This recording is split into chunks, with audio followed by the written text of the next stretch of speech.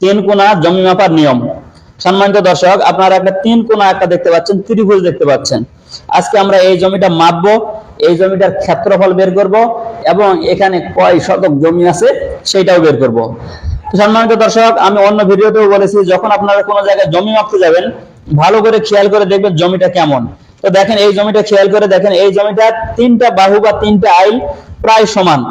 হ্যাঁ, তো এখানে আমরা যে সূত্র ধরে এটা মাপ করেছি মানে 60 ফিট, এই বাহুটা 60 ফিট, এই বাহুটা 60 ফিট, এই বাহুটাও 60 ফিট, তিনটা বাহু 60 ফিট। তো এরকম যদি হয় আপনার জমিটা, তাহলে আপনি কি করবেন, প্রথমে যে কোনো একটা বাহুর মাপ নেবেন। আচ্ছা, তার আগে সূত্রটা বলি। সূত্রটা হচ্ছে ভূমি গুণ উচ্চতা ভাগ 2 সমান সমান ক্ষেত্রফল। এই সূত্রটা বলতে যাই আরেকটা কথা ক্লিয়ার করে দেই। অনেক বুদ্ধিজীবী আছে, তারা বলবেন যে এখানে তো ব্র্যাকেট হবে। হ্যাঁ, তো ভাই ঘটনা হলো গুণ আর ভাগ থাকলে সেখানে ব্র্যাকেট দেওয়া জরুরি নয়। গুণ আর ভাগের যদি বিষয় হয় তার বাম দিক থেকে হিসাব শুরু হবে। আর বাম দিকে কে আছে, ভূমি গুণ উচ্চতা আছে, এই দুইটা আগে হবে, তারপরে এটা হবে। এটাই হলো অঙ্কের নিয়ম। এটা ক্লাস 3 এর বইয়েও আছে। এই বিষয়টা না বুঝে অনেক সময় আপনারা উল্টাপাল্টা কমেন্ট করেন, তখন আসলে দুঃখ লাগে। তো যাই হোক, ভূমি গুণ উচ্চতা ভাগ 2 সমান সমান ক্ষেত্রফল, এটা হলো আমাদের সূত্র।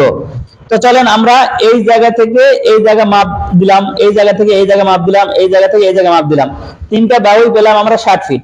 এখন আপনি 60 ফিট নাও হতে পারে, এই বাহুগুলা যদি 1-2 ফিট কম বেশি হয় তাহলে মোটামুটি উত্তর বের হয়ে যাবে।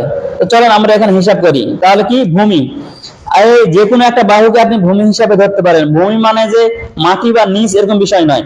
দেখেন এটাকে যদি আমরা ভূমি ধরি, তাহলে উচ্চতা হবে এখান থেকে এই উপরের দিকে। এই বাহুটাকে যদি আপনি ভূমি ধরেন তাহলে উচ্চতা হবে এই বাহুর মাঝখান থেকে এই দিকে। এই বাহুটাকে যদি আপনি ভূমি হিসাবে ধরেন তাহলে উচ্চতার মাপ নিতে হবে এই বাহুর মাঝখান থেকে এই দিকে। তো এই দিক থেকে ধরলে আমাদের সুবিধা হচ্ছে, সেজন্য এই বাহুটাকে আমরা ভূমি নিলাম। তাহলে ভূমির মাপ আমরা পেয়েছি 60 ফিট। ভূমির মাপ কত ফিট পেয়েছি, 60 ফিট গুণ উচ্চতা।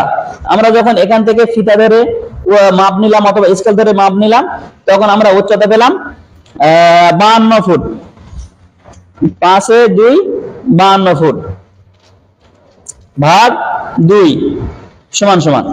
হ্যাঁ, এই অঙ্কটা আমরা এখন করব। তাহলে দেখেন কত সহজে বের করা যায়।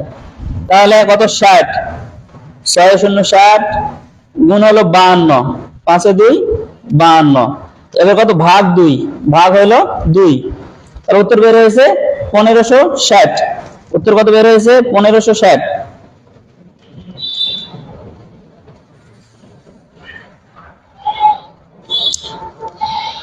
1560 বর্গ ফিট, এটা হচ্ছে আমাদের জমির ক্ষেত্রফল। এটা এই জমিটার ক্ষেত্রফল আমরা পেয়ে গেলাম। আসলে বুঝেছেন কিনা দেখেন, আবার বলতেছি যে প্রথমে একটা বাহুর মাপ নেবেন, এটাকে আমরা ভূমি ধরলাম।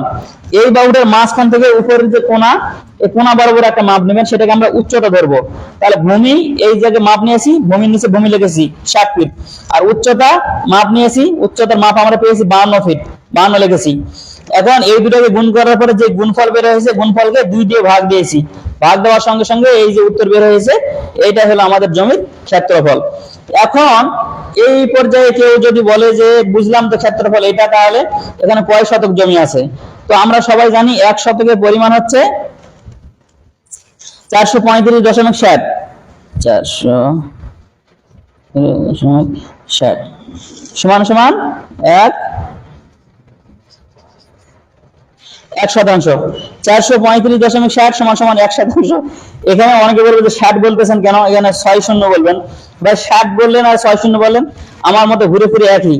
তারপরে কেউ যদি বলেন যে না এক নয়, তাহলে আমার সঙ্গে একদিন ডিবেটে বসেন, তাহলে বুঝতে পারবেন যে এক কিনা। তাহলে আমরা বললাম কি, 1 শতকের পরিমাণ হচ্ছে এইটা। এখন আমাদেরকে কি করতে হবে, এখানে কয় শতক জমি আছে এটা যদি আমরা বের করতে চাই, তাহলে এখানে ভাগ দিতে হবে। এখানে কত, 1560। 1560 ভাগ হলো 435.60। হ্যাঁ, এটাকে ভাগ দিতে হবে। তাহলে আমরা ভাগ দেই 435.60। উত্তর কত বের হয়েছে, 3.58। 3.58। হ্যাঁ, 3.58 শতক জমি এখানে এই জায়গাটার মধ্যে 3.58 শতক জমি আছে। আশা করি বুঝতে পেরেছেন। হ্যাঁ, তো যদি কিছু বুঝতে না পারেন কমেন্ট করে জানাবেন, ইনশাআল্লাহ সেগুলোর উত্তর দেওয়ার চেষ্টা করবো। আসসালামু আলাইকুম।